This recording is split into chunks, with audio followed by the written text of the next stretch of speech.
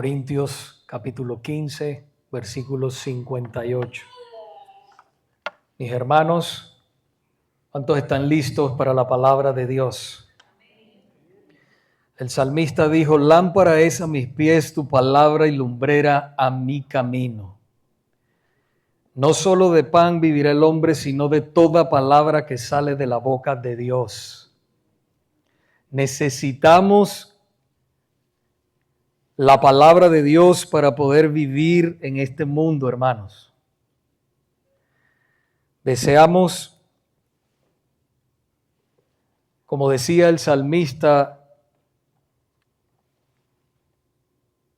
que como las aguas braman, así clama por mí mi alma, por ti, Señor, el alma mía. Hoy, hermanos, vamos a estar hablando ya del último versículo bíblico del capítulo 15, el versículo 58, y vamos a estar hablando bajo el tema firmes y constantes. Firmes y constantes. Y para finalizar este capítulo 15, del versículo 58, que vamos a estudiar hoy, Pablo anima a los hermanos de la iglesia de Corintios y por supuesto también a nosotros o a todas las iglesias que nacerían posteriormente, nos incluye por supuesto a nosotros, a permanecer firmes y constantes sirviendo al Señor. Porque todo nuestro trabajo, iglesia, hecho para Él en esta tierra, tendrá su recompensa. Primera de Corintios capítulo 15, versículo 58. Así dice la palabra de Dios en este día. Así que, hermanos míos amados, estad firmes y constantes, creciendo en la obra del Señor siempre, sabiendo que nuestro trabajo en el Señor no es en vano. Oremos para que el Señor ilumine esta palabra en el corazón de nosotros. Padre, una vez más, recurrimos a ti, Señor, delante de tu presencia, pidiéndote, Señor, que prepares la tierra de nuestros corazones. Pidiéndote, Señor, que toques nuestras vidas profundamente a través de tu Santo Espíritu.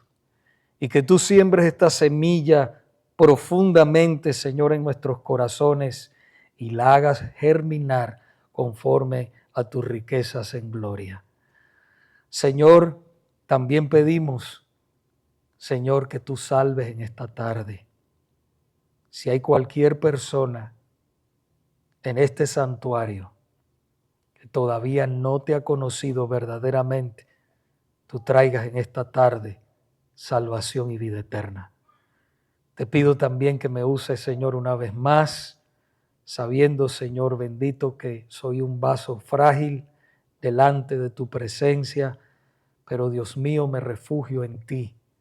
Te ruego que me uses una vez más, en el nombre de Jesucristo. Y la iglesia dice amén. La semana pasada predicamos sobre el tema de la resurrección de nuestros cuerpos.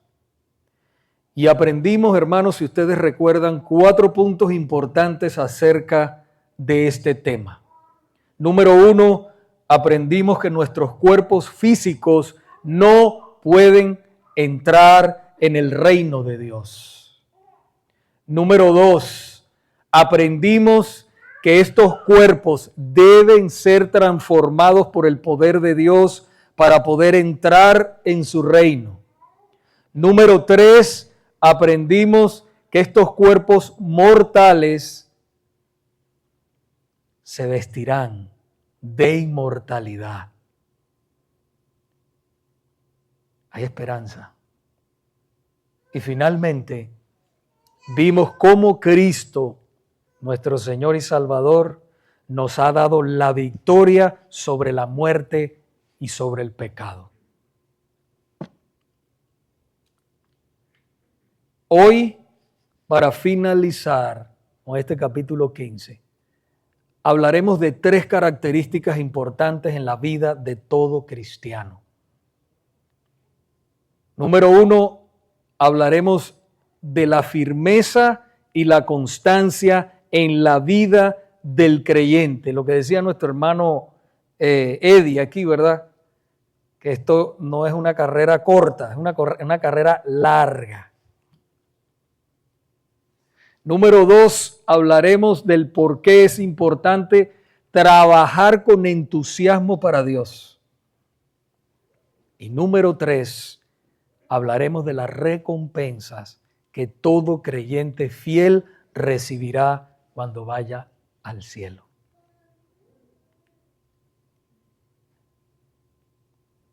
Vayamos al punto número 1. Permanezcamos firmes y constantes. Versículo 58 comienza diciendo: así que, hermanos míos amados, está firmes y constantes. Firmes y constantes, 2 características muy importantes en la vida de todo cristiano. Mis hermanos, por causa de la promesa de la resurrección y la seguridad de la vida eterna, Pablo aconseja a los creyentes a permanecer firmes y constantes sirviendo al Señor. No es algo emocional, es una convicción profunda de lo que Dios ha hecho por nosotros y de lo que Él nos ha mandado hacer a cada uno de nosotros, mis hermanos.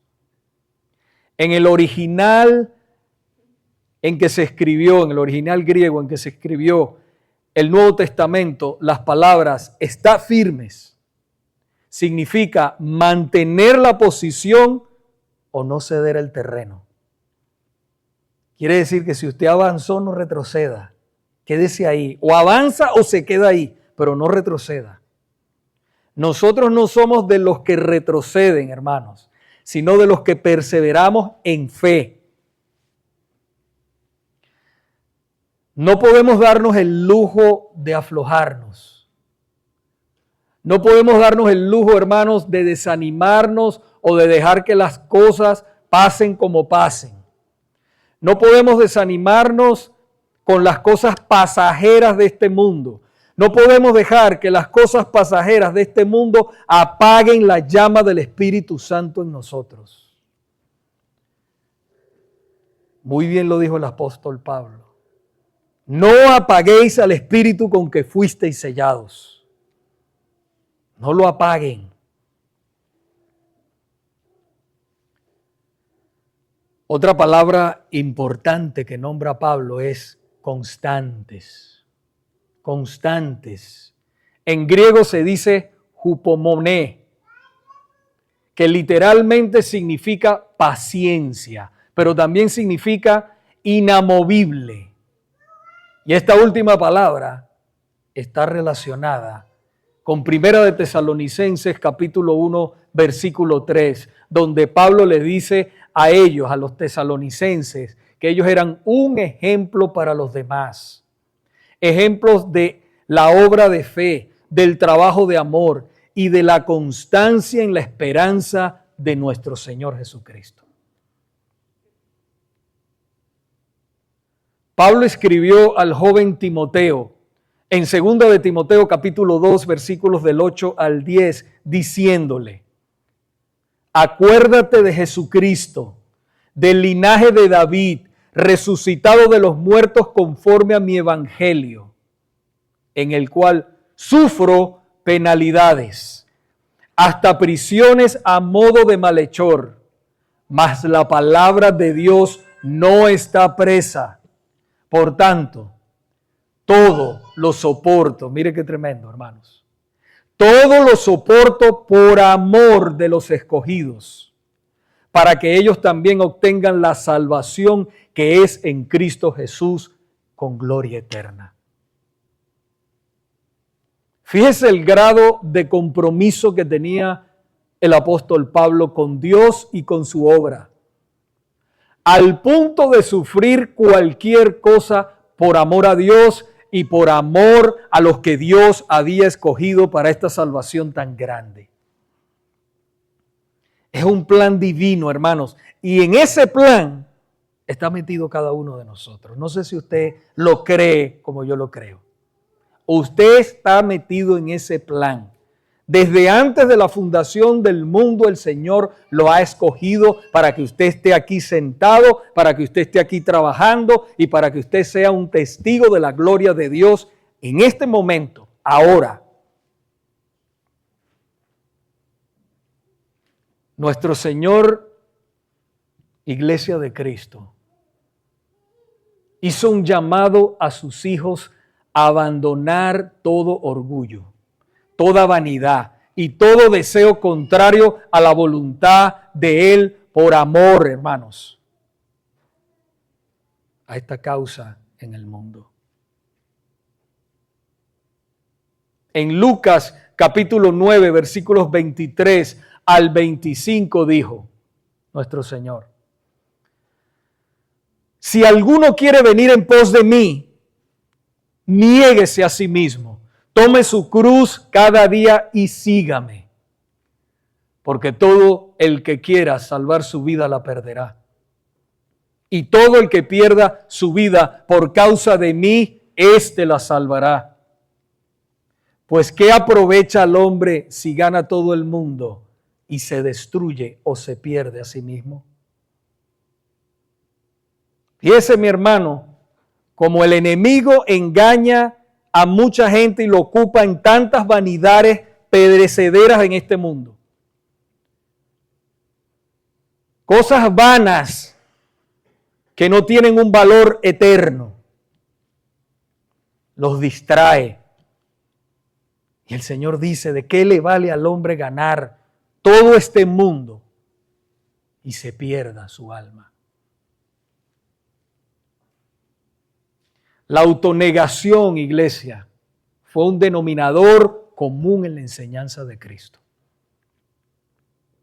La cruz es un símbolo de muerte. En nuestro caso como cristianos significa morir al yo, negarse a sí mismo. Es una disposición, mis hermanos, firmes a obedecer sus mandamientos. Es una disposición firme a servirnos los unos a los otros por amor. ¿En qué conocerán que ustedes son mis discípulos?, dijo el Señor. En que se amen los unos a los otros. Porque podemos estar unidos, pero no amarnos.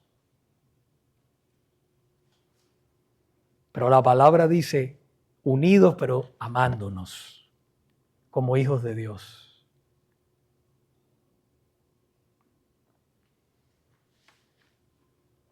Es sufrir la muerte física si es necesario por causa de servirle al Señor. Eso es un verdadero cristiano. Si es necesario. Gracias al Señor, aquí a nosotros no nos están persiguiendo físicamente todavía. Pero hay hermanos en el mundo y debemos orar, hermanos, por esos hermanos que están en otros países, llevando la palabra en sitios donde no se pueden reunir porque los matan. Y todavía se siguen reuniendo. Nosotros no podemos dar por sentado que Dios nos trajo aquí a este país para hacernos ricos. Eso es una mentira de Satanás. Si el Señor lo salvó a usted, es para que usted sea un instrumento de Él. Y si lo bendice con riquezas, es para que usted las ponga al servicio del Señor. Porque usted no se va a llevar ese dinero para el cielo, hermanos. Usted se va a llevar lo que usted haga para Cristo. Eso sí, eso es lo que va a contar en la eternidad. debemos llevar al punto de esa madurez, de entender que toda nuestra vida se trata de eso. Yo siempre he pensado, hermanos, que por qué el Señor nos salva y nos deja aquí a nosotros, en esta tierra. ¿Por qué no nos lleva? Como le pasó al ladrón en la cruz. El Señor lo salvó y se lo llevó. Ya, murió. Pero ¿por qué nos deja a nosotros aquí? Porque Él quiere que seamos sus testigos. Tenemos una misión. La misión principal de la iglesia es predicar el evangelio. No hacerse millonarios. No vivir una vida como vive el mundo. No, los cristianos somos diferentes, tenemos propósito, tenemos esperanza. Ellos están viviendo solamente los 100 años, los 80 años que van a vivir aquí y ya. Nosotros no, hermanos. Nosotros entramos ya a la eternidad. Usted y yo, si usted ha sido salvo por la gracia de Dios, usted ya tiene la eternidad en usted. Está a un paso. Dice la palabra que el cristiano duerme, por supuesto. Morimos aquí en este cuerpo, pero nuestra alma sigue con el Señor. Cada cristiano debe medir el costo de este llamado tan grande. Es un llamado que Dios le ha hecho. Ser un representante de Cristo no es cualquier cosa. El verdadero cristianismo es un llamado de Dios a la autonegación. Es un llamado a complacer a Dios antes de complacernos a nosotros mismos. Ese es el costo que todo verdadero discípulo de Cristo debe pagar en este mundo.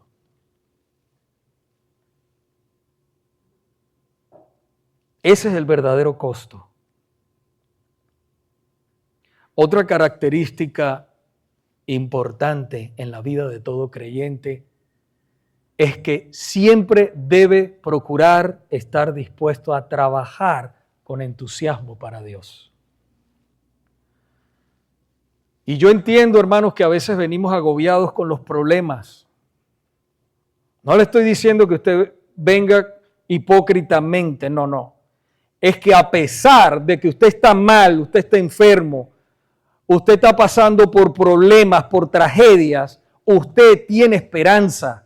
Y usted viene y dice, aunque me esté pasando lo que me esté pasando, yo sé que mi Redentor vive y que yo estoy en las manos de Él y que Él tiene un propósito en mi vida y que de este problema yo voy a salir porque este problema tiene un propósito para la gloria de Él, aunque no lo entiendo, aunque no veo. Pero tiene un propósito, porque todas las cosas obran a bien a los que amamos al Señor, a los que conforme a su propósito hemos sido llamados. Hemos sido llamados, hermanos, hemos sido escogidos para este momento y para su gloria eterna.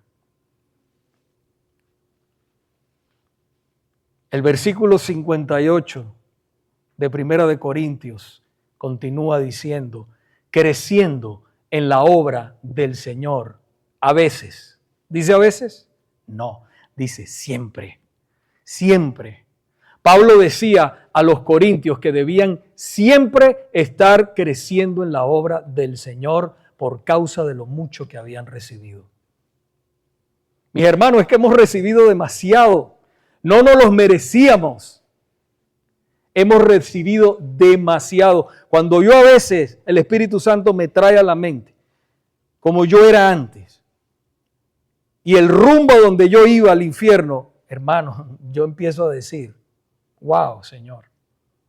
Porque a veces pensamos que el enemigo nos está recordando como nosotros éramos antes. No, a veces el Señor. Y tú lo sabes. ¿Por qué?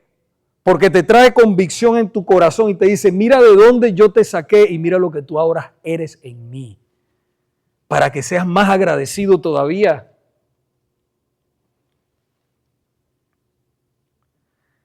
El término creciendo en la obra del Señor significa ser abundante o numeroso, ir más allá, producir en grandes cantidades, mis hermanos. Y esto se refiere a la obra de predicar y de enseñar el Evangelio.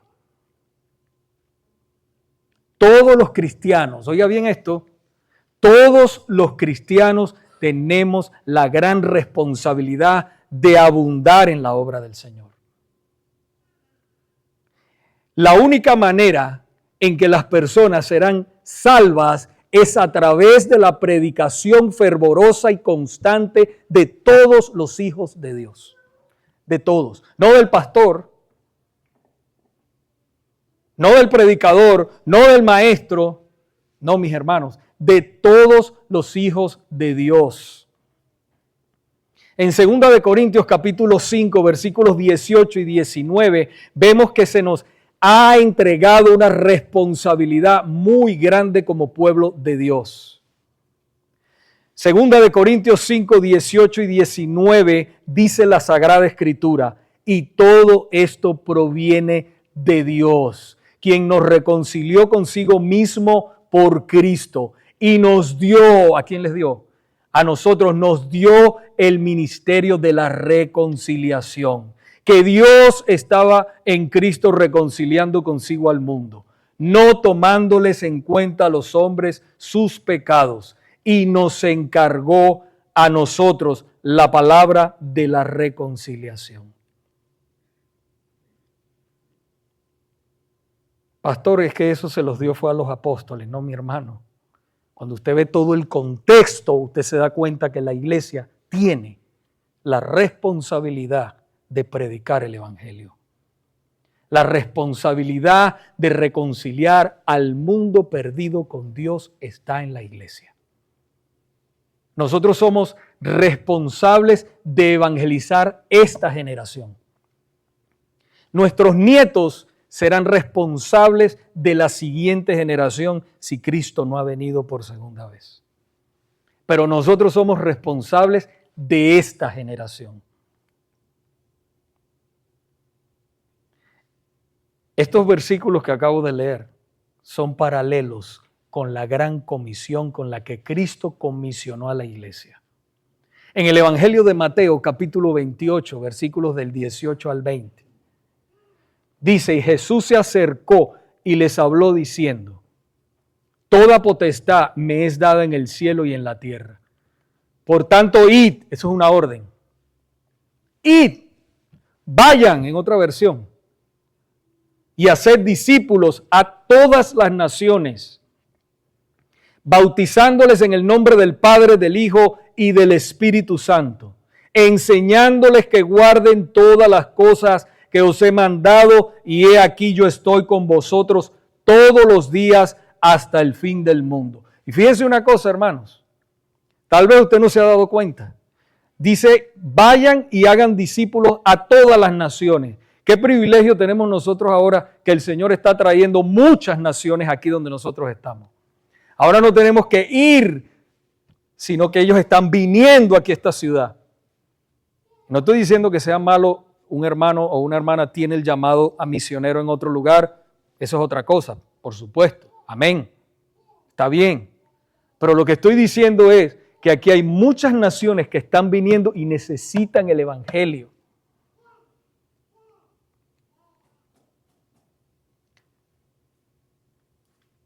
Hermanos,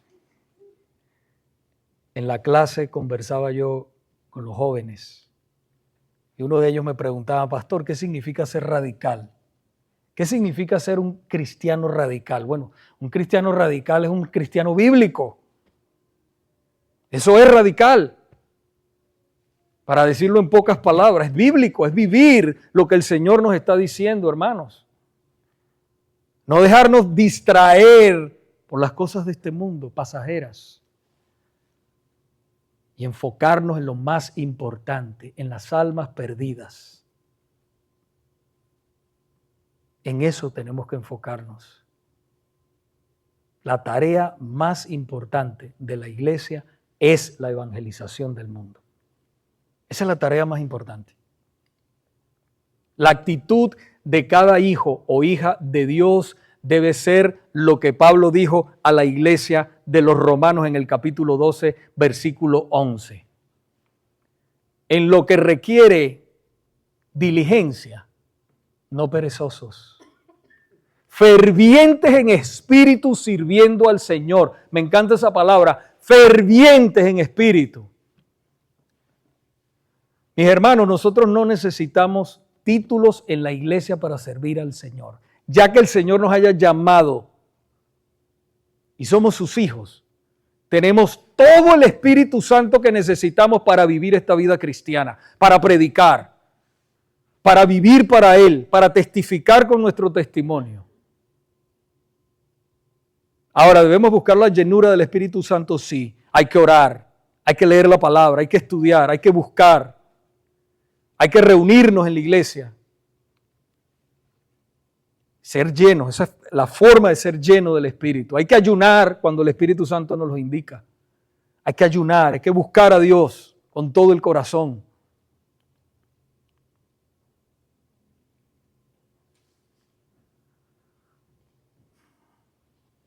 Sabemos que el premio más grande que Dios nos ha dado es la salvación de nuestras almas. Pero la Biblia también nos dice que la fidelidad a Dios será recompensada. El versículo 58 finaliza diciendo, sabiendo que vuestro trabajo en el Señor no es en vano. Eso nos debe a nosotros alegrar mucho. Sabiendo que nuestro trabajo en el Señor no es en vano. Y entonces surge la pregunta, ¿por qué no es en vano? ¿Por qué? Porque tiene recompensa en esta vida y en la venidera. Aunque en esta última parte del versículo 58 no nos está hablando de las recompensas futuras, sí nos dice que nuestro trabajo en el Señor no es en vano. Por eso es importante, hermanos, considerar lo que las Sagradas Escrituras nos hablan en diferentes partes acerca de la recompensa de los creyentes, que los creyentes recibirán por haber sido fieles al Señor en esta vida.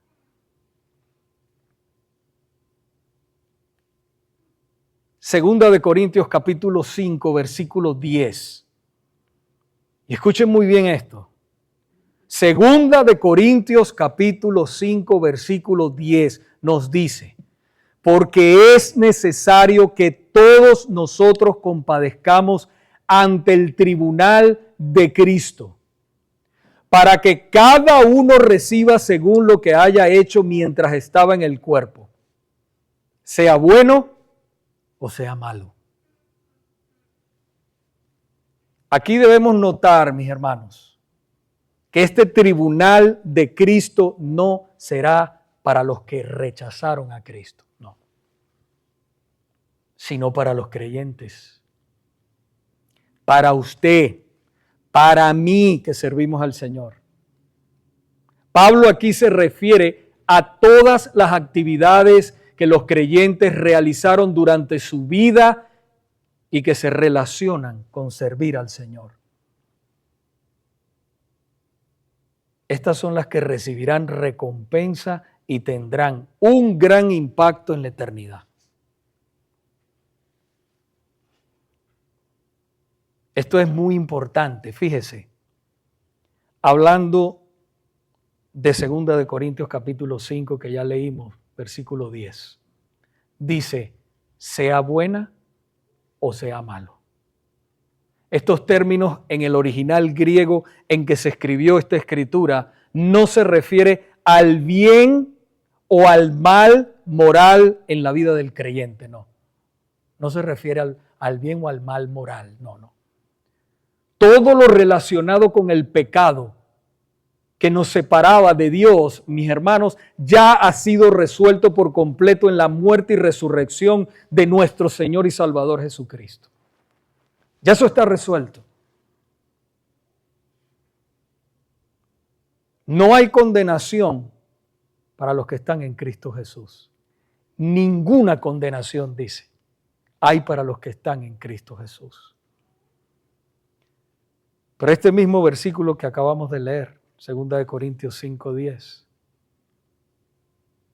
también continúa diciéndonos, según lo que haya hecho mientras estaba en el cuerpo.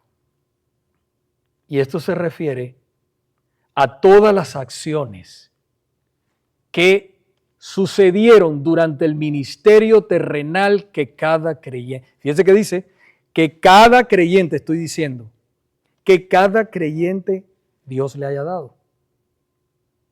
Cada creyente tiene un ministerio que ejercer, un don que el Espíritu Santo le ha dado y debe ejercerlo con fidelidad. Y vuelvo y repito, esto no incluye sus pecados, porque ellos ya fueron perdonados en el sacrificio de nuestro Señor y Salvador en la cruz.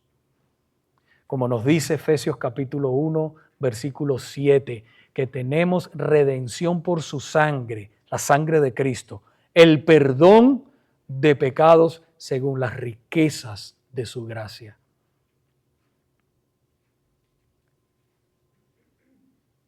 El apóstol Pablo lo tenía bien claro cuando escribió a la iglesia de los romanos en el capítulo 14, versículo 10.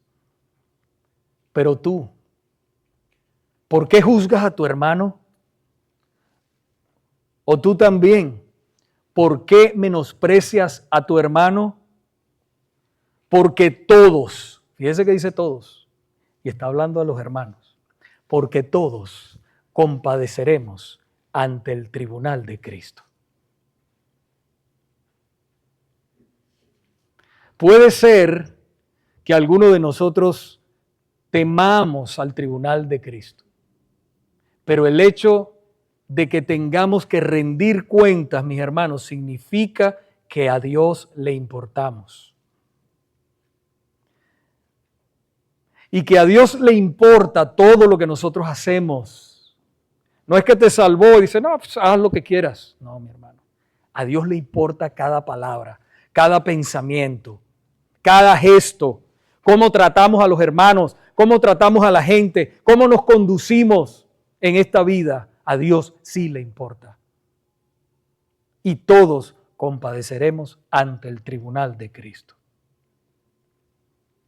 Y esto es tanto así que Él promete hacernos responsables hasta de toda palabra vana.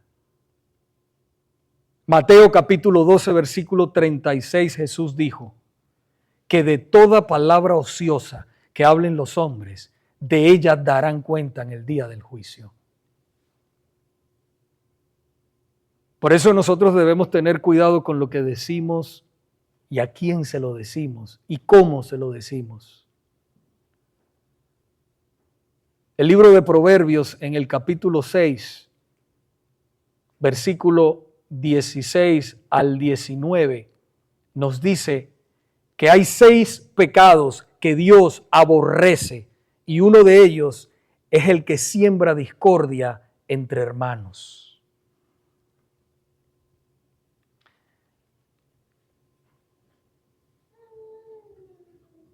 El que habla lo que no tiene que hablar. La persona que siempre está criticando al otro hermano, que critica todas las cosas. Eso es palabra vana. Eso causa división. Eso causa discordia en la iglesia. Eso destruye la obra de Dios. Y Dios nos llamará a cuentas por eso, mis hermanos. La murmuración es un peligro y es un pecado grave en la iglesia. Y nosotros como hijos de Dios debemos guardarnos de eso. Ahora, eso no quiere decir que si un hermano peca contra usted, es bíblico ir y decirle usted pecó. Usted hizo esto contra mí, eso es bíblico. Mateo capítulo 18, versículos del 15 al 20, ahí tenemos todo. La forma como Dios quiere que nosotros nos dirijamos en la iglesia. Llamar a ese hermano o esa hermana Es decir, usted falló o me ofendió, o como usted se lo quiera decir. Si es un hermano o una hermana verdadero, hermano, mire, le pide perdón en el momento. Perdóname, me equivoqué, fallé. Y ya, ahí se terminó todo. Ya la disciplina ahí fue efectiva. Ya no hay que hacer más nada. Pero hablar es un peligro, hermanos. Porque vamos a dar cuentas a Dios. Nuestro Señor Jesús contó una parábola que nos ilustra claramente que el creyente recibirá recompensas en el cielo. En el Evangelio de Lucas, capítulo 14, del 12 al 14, dijo: cuando hagas comida o cena, no llames a tus amigos, ni a tus hermanos, ni a tus parientes, ni a tus vecinos ricos. No sea que ellos a su vez te vuelvan a convidar y seas recompensado. Mas cuando hagas banquete, llama a los pobres, a los mancos, los cojos y los ciegos, y serás bienaventurado, porque ellos no pueden recompensar. Ellos no te pueden recompensar, pero te será recompensado en la resurrección de los justos. Por eso, hermanos, no nos cansemos, pues, de hacer el bien, porque a su tiempo segaremos si no desmayamos. Gálatas 6:9.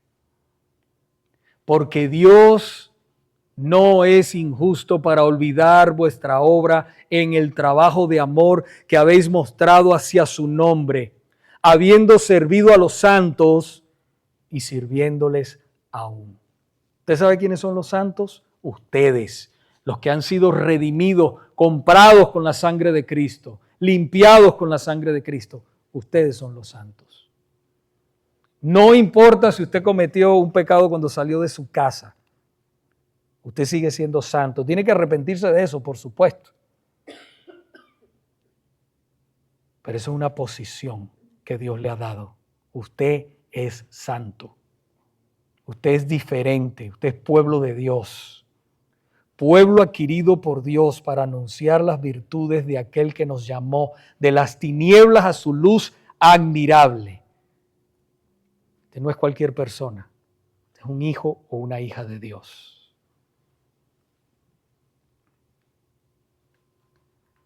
¿En qué consistirán estas recompensas? Porque eso nos preguntamos, ¿verdad? ¿En qué consistirán estas recompensas?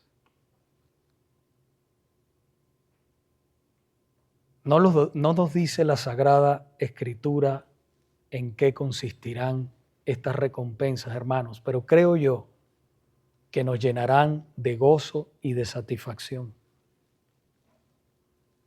Eso sí, nos llenarán de gozo y de satisfacción, como la parábola que contó nuestro Señor Jesucristo en el Evangelio de Mateo capítulo 25, versículo 23. Bien, buen siervo y fiel, sobre poco has sido fiel, sobre mucho te pondré. Entra en el gozo de tu Señor. En Apocalipsis capítulo 14, versículo 13, el apóstol Juan dijo: oí una voz desde el cielo que me decía: escribe, escribe, bienaventurados de aquí en adelante los muertos que mueren en el Señor. ¿Quiénes son esos? Los santos. Ustedes, yo. Los muertos que mueren en el Señor. Sí, dice el Espíritu, descansarán de sus trabajos. Ya después que ha terminado todo, que llega el final, porque va a llegar el final, hermanos, un día. Y usted ha trabajado para el Señor con fidelidad, ha hecho lo que Dios le ha mandado.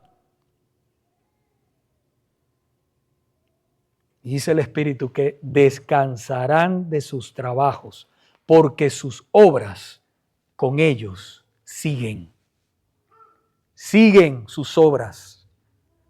Lo que hiciste aquí cuenta para la eternidad.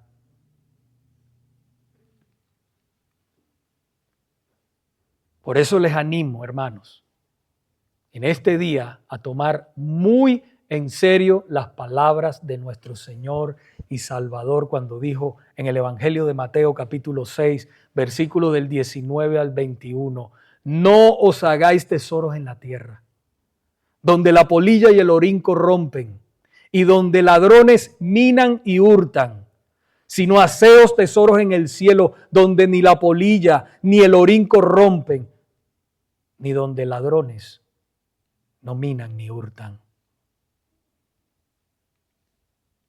Y mire cómo habla de la condición del corazón. Porque donde esté vuestro tesoro, allí estará también vuestro corazón. ¿Dónde está tu tesoro? ¿En las cosas de Dios o en las cosas de este mundo, mis hermanos?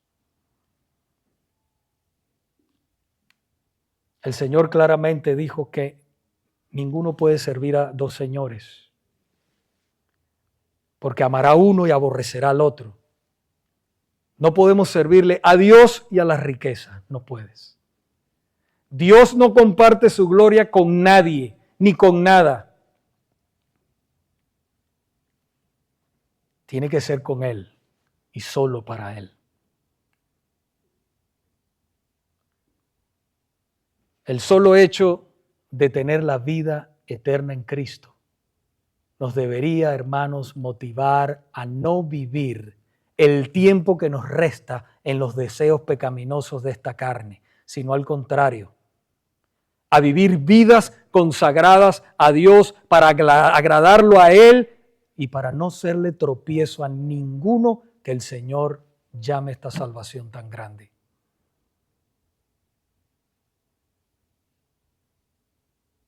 Es un llamado muy grande. Tómelo muy en serio, porque si no lo toma en serio en esta vida, cuando usted llegue allá a la presencia del Señor, porque va a llegar, porque es salvo, usted se va a avergonzar delante de Dios. No sé de qué manera, pero sí va a haber vergüenza, porque va a haber un juicio, el tribunal de Cristo. Y ese tribunal de Cristo es para los creyentes. Pero no quisiera irme hoy sin dirigirme con mucho respeto y honestidad a los amigos o amigas que nos visitan. La Biblia dice en el libro de Eclesiastés, capítulo 12, versículos 13 y 14, que el fin de todo el discurso oído es este: teme a Dios y guarda sus mandamientos, porque esto es el todo del hombre. Porque Dios traerá toda obra a juicio, juntamente con toda cosa encubierta.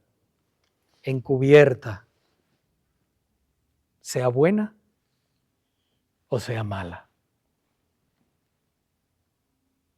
Nosotros nos podemos esconder del pastor, de los hermanos de la iglesia, de la familia. Pero amigo, amiga que me escuchas, de Dios no te puedes esconder. Donde tú te escondes, Dios te está viendo. Y como dice la palabra, dice que Él traerá juntamente con toda cosa encubierta, Él la traerá a la luz, sea buena o sea mala. Tú y yo tenemos una deuda con Dios que se llama pecado. Y esa deuda, si no es pagada, las consecuencias, dice la Biblia, que te llevará a la condenación eterna, separada de Dios por una eternidad. Pero Dios en su amor ha provisto a alguien que puede pagar tu deuda de pecado, como lo hizo conmigo, y reconciliarte con Él. Ese alguien se llama Jesucristo, el Hijo de Dios. Y lo que ocurra aquí hoy determinará cómo y dónde pasarás la eternidad. Solo hay una sola manera de no ser condenados de nuestros pecados, y es a través del arrepentimiento y la fe en Jesús. Debemos arrepentirnos de todos nuestros pecados, amigos, y haber recibido por fe a Jesús como Salvador y dueño de nuestras almas. Debemos pedirle perdón con sinceridad, pedirle perdón por todo el mal que hemos hecho. Solo así y únicamente así escaparemos de la realidad de los terrores del infierno. Porque Jesús habló del infierno. En muchas partes de la palabra de Dios habló de ese sitio. Y si tú piensas que el Señor Jesucristo vino simplemente a mostrarte un camino para que vivas bien aquí, para que seas rico, déjame decirte que estás equivocado. El Señor Jesucristo vino a salvarnos de ir al infierno, a la condenación eterna. A eso vino.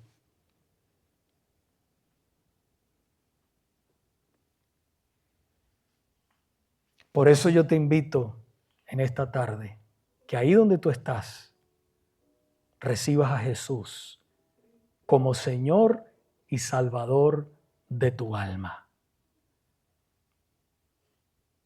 No sabemos qué pase después que usted salga de esta puerta. Pero si usted recibe a Cristo, usted entrará en la familia de Dios para siempre. Y serás un hijo o una hija de Dios para siempre. Y nadie podrá borrar el nombre tuyo del libro de la vida del Cordero. Amén. Oremos. Padre, te damos gracias, Señor, por tu santa y divina palabra. Gracias por todo lo que has hecho en esta tarde, Señor, por habernos reunido como tus hijos para adorarte.